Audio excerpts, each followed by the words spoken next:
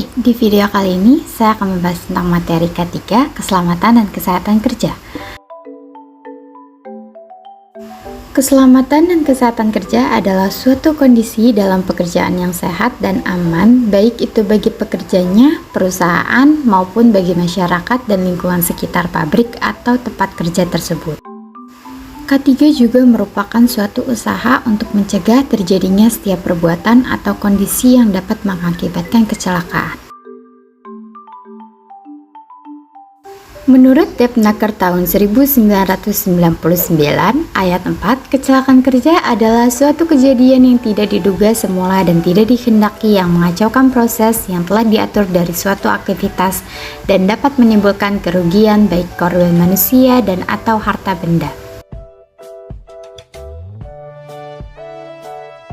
Dengan demikian, menurut definisi kecelakaan kerja tersebut, ada 3 hal pokok yang perlu diperhatikan. Yang pertama, yaitu kecelakaan merupakan peristiwa yang tidak dikehendaki.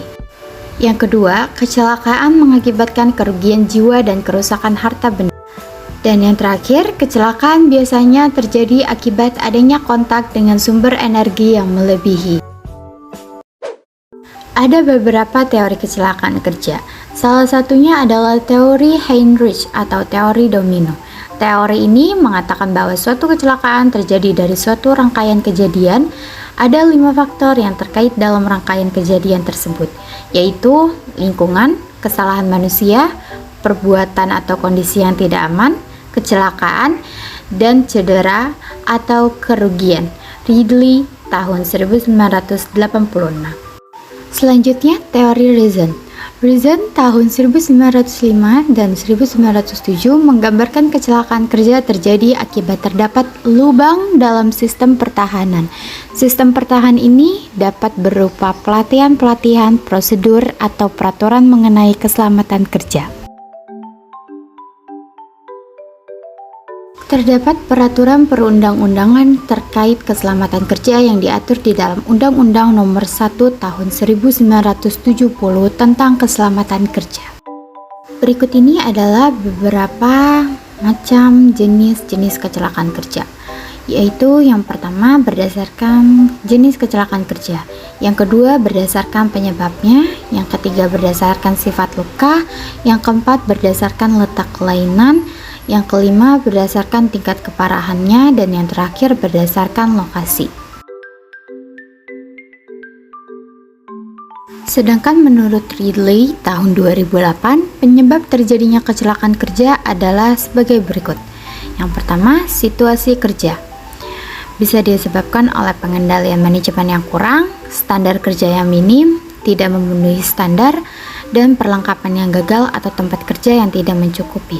Yang kedua, kesalahan orang. Penyebabnya keterampilan dan pengetahuan yang minim, masalah fisik atau mental, motivasi yang minim atau salah penempatan, dan perhatian yang kurang. Yang ketiga, tindakan tidak aman.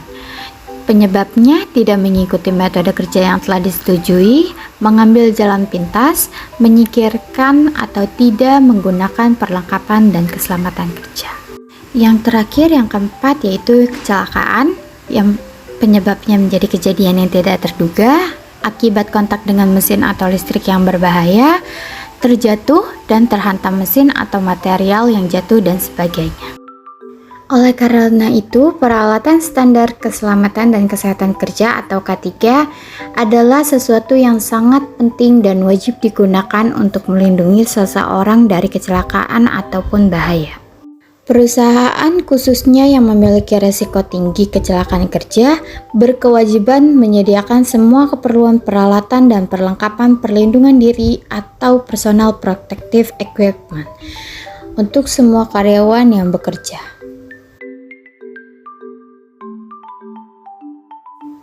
Definisi keselamatan kerja secara filosofi diartikan sebagai suatu pemikiran dan upaya untuk menjamin keutuhan dan kesempurnaan baik jasmani maupun rohani. Sedangkan definisi kesehatan kerja diartikan sebagai suatu kondisi fisik, mental, dan sosial seseorang. Terdapat peraturan perundang-undangan terkait kesehatan kerja yang diatur dalam Undang-Undang Nomor 23 Tahun 1992 tentang kesehatan kerja. Terdapat 3 perbedaan di antara keselamatan dan kesehatan kerja, yaitu sebagai berikut. Yang pertama, kesehatan dan keselamatan adalah sesuatu yang berurutan. Sehat adalah kondisi akhir, sedangkan selamat adalah proses atau syarat awal untuk mencapai kondisi sehat tersebut.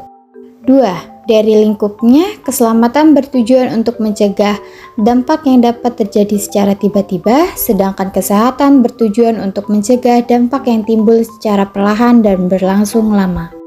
Yang ketiga, dari jumlah hazard yang terlibat.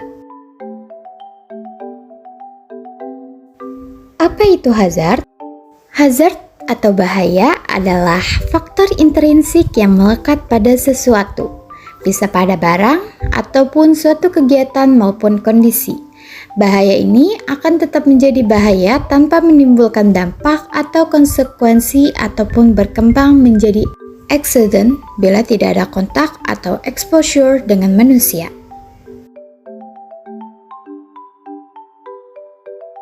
Jenis-jenis hazard. Yang pertama, primary hazard. Ada bahaya fisik, bahaya kimia, bahaya biologi, dan bahaya psikososial.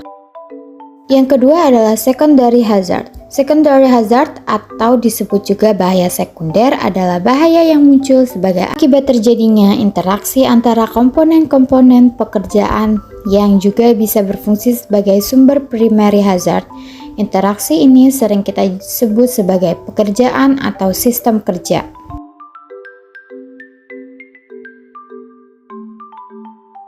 Ergonomik. Ergonomik berasal dari bahasa Yunani ergos dan nomos.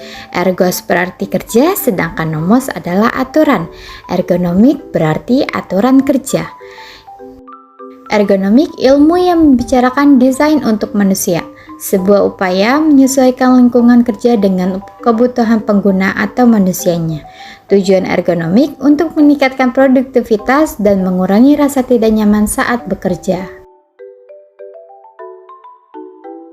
Cakupan ergonomi. Yang ke-1, physical ergonomic, berkaitan dengan karakteristik anatomi, antropometri, fisiologi, dan biomekanik manusia yang berhubungan dengan aktivitas fisik.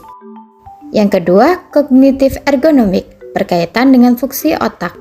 Cognitive ergonomic juga mempelajari tentang seberapa sesuai kegunaan suatu produk seperti mesin atau komputer dengan kapabilitas kognitif pengguna. Yang ketiga, organizational ergonomic, fokus kepada sistem sosioteknikal, mencakup struktur organisasi, kebijakan, serta proses. Prinsip dan manfaat ergonomi. Prinsip ergonomi: 1. Menjaga postur tetap netral, 2. Mengurangi kekuatan yang berlebihan, 3. Hindari gerakan berlebihan, 4. Memberi ruang untuk perenggangan. Manfaat ergonomi: 1. Meningkatkan produktivitas, 2. Menghemat biaya, 3. Meningkatkan kualitas kerja. Materi terakhir adalah resiko. Menurut Sumarno, resiko adalah suatu kondisi yang timbul karena ketidakpastian dengan seluruh konsekuensi tidak menguntungkan yang mungkin terjadi.